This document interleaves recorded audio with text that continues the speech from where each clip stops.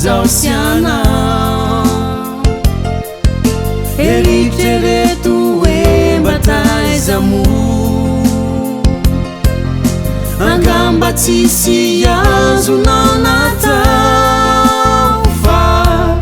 tsy maintsy miandry izay ataony aloha Jesosy no manjaka sy mandidy anafaka izao tontolo izao niaretany ny mafy sy mangidy de azonao lay fiaina vaovao fa tsy maintsy misy fiaretanane rehefa manombo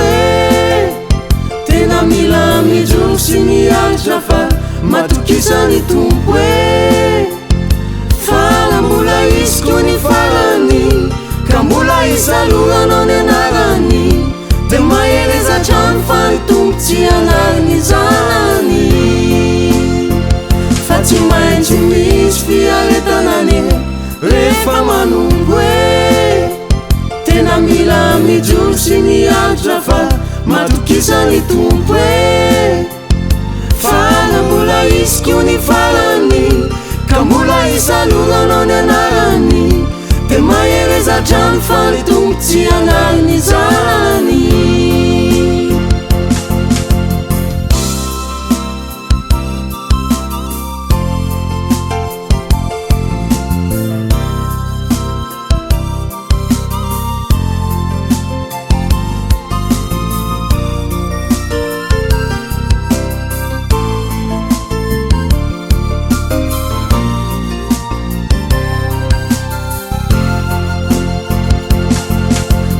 Sejaneny miaraka aminy kanefa matoky fizitry andao karakarainy anao fazanany azamanay fa izy ombanao adomotra tokony farany ka tsy maintsy miady mafy zao sy anao mareta mitondrany anarany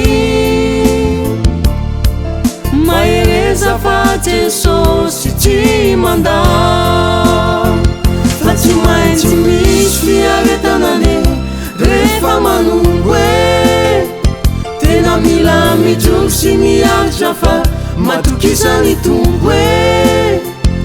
fala mbola izy koa ny farany ka mbola isalohana ny anarany